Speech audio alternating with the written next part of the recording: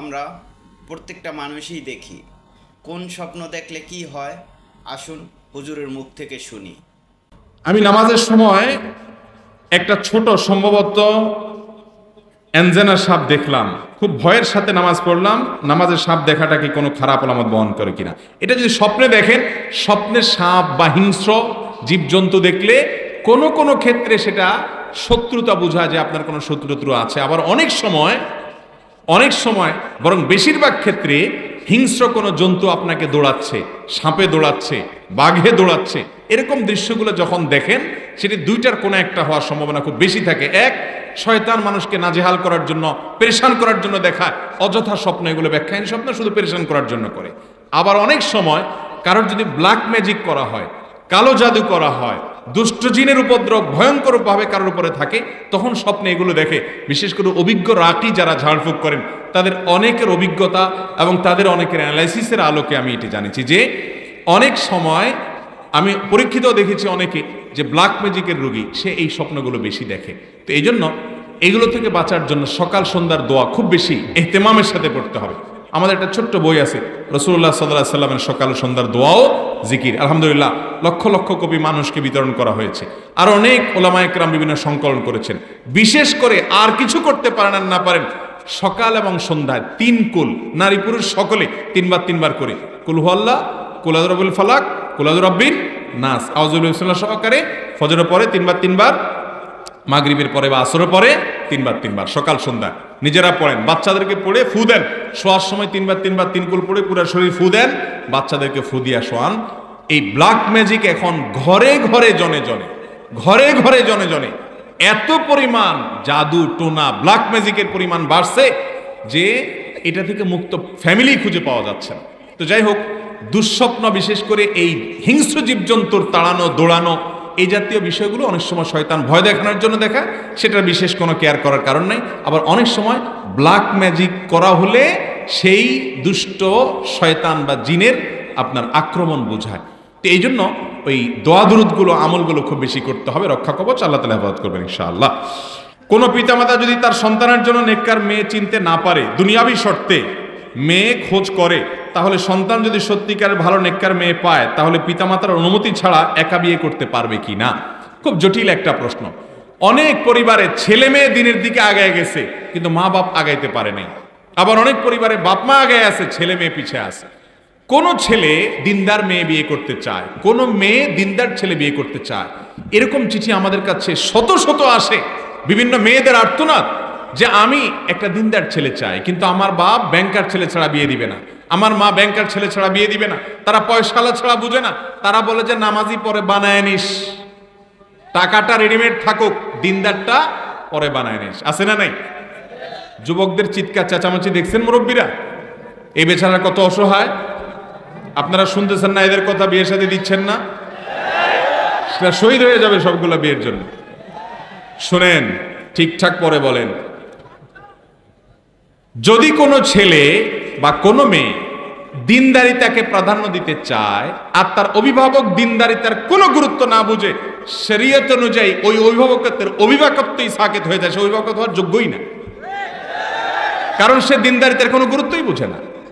এই ঠিক জোরে বলে এর মানে বাপ মা ধুয়ে কালকে যা বিয়ে শুরু করে দিয়েন না।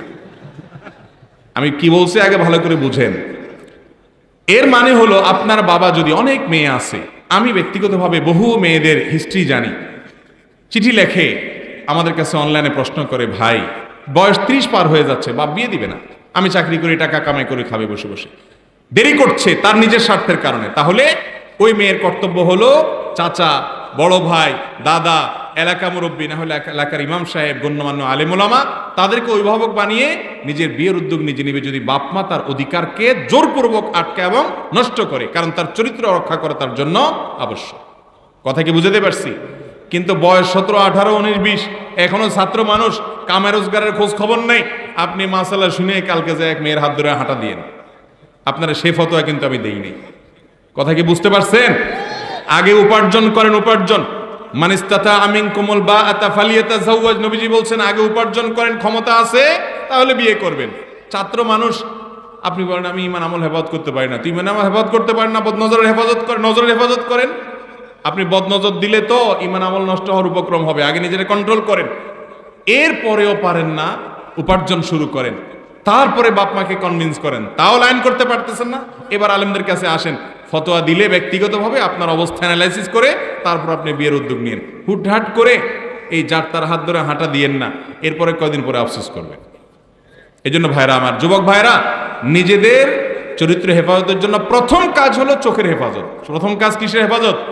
ফেসবুকে, ইউটিউবে চোখের হেফাজত করেন, হারাম সম্পর্কগুলো থেকে দূরে সরে আসেন। দ্বিতীয় কাজ হলো উপার্জন শুরু করে দেন। 3 নম্বর কাজ হলো মুরব্বী বাপ চাচাকে বোঝানোর চেষ্টা করেন। যদি বুঝাইতে না পারেন, হুজুরদেরকে ফুসলায় হুজুর তাড়াতাড়ি বিয়ে করানোর কি ফজিলত, আমার আব্বাকে বুঝান। নবীজি সাল্লাল্লাহু আলাইহি সাল্লাম বলছেন, তোমাদের ছেলে মেয়েরা বিয়ের উপযুক্ত হলে তাদেরকে উপযুক্ত পাত্র পাত্রী পেলে দেরি করিও না, বিয়ে দাও। যদি না দাও তাহলে দুনিয়াতে ফিতনা সয়লাব হবে, দায়ী হবে বাপ মা। এটা হুজুর বুঝাবে। আমি পল্টনে এক হোটেলে উদ্বোধনের অনুষ্ঠানে গেছি, এক যুবক ছেলে তার বাপরে হাত ধরে আমার কাছে নিয়ে আসছে। আয়সা বলতেছে, হুজুর আপনার আমি বহুত খুঁজছি, আজকে আল্লাহ মিলাই দিছে। আমার বাপ বহু বলতেছে আমার বিয়ে করায় না, আজকে সামনে পাইছি, আপনি বলেন। আমি চিন্তা করলাম, আল্লাহ এইরকম বেহায়া ছেলে বাপ একদম ধরে ফেলছে। তো এরকম যদি হিম্মত থাকে ধরে বাপরে নিয়ে আসতে পারেন, তাহলে ইনশাল্লাহ বুঝাই দেব। রসিকতা নয়, হাসার বিষয় নয়, সিরিয়াস কথা। আমাদের সমাজে আজকাল জেনা করা সহজ হয়ে গেছে, বিয়ে কঠিন হয়ে গেছে। মুরব্বীরা বিয়ে দিতে চায় না। ভালো করে শুনে রাখেন বাবারা, আমাদের বাপ চাচারা সব কিন্তু কম বয়সে বিয়ে করছে, ঠিক না বেঠিক? আগের যুগে মানুষ কম বয়সে বিয়ে করতো না। আর দাদিদের বিয়ে, নানিদের বিয়ে বেশিরভাগ দেখেন কত ছোট ছোট থাকতে বিয়ে হয়ে গেছে, 10টা 12টা করে বাচ্চা হয়েছে। তারপরে যে দুনিয়ার কাজের লোকের খাবার রান্না করছে, কয়েকটা করে গরু রাখছে, এরপরে 70-80 বছর পর্যন্ত চশমা লাগে না চোখ, ঠিক না বেঠিক? আর এখন 30 পার হয়ে যায়, এখনো বিয়ের বয়স হয় না, এখনো পায়ে দাঁড়ায় নাই, এখনো শিক্ষা হয় নাই।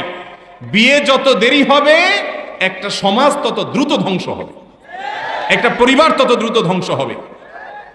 আমরা বিয়ে যারা তাড়াতাড়ি করেছি, আমি তো এই বয়সে শ্বশুর হয়ে গেছি আলহামদুলিল্লাহ, কয়দিন পরে নানা হয়ে যাবে, দাদা হয়ে যাবে ইনশাআল্লাহ।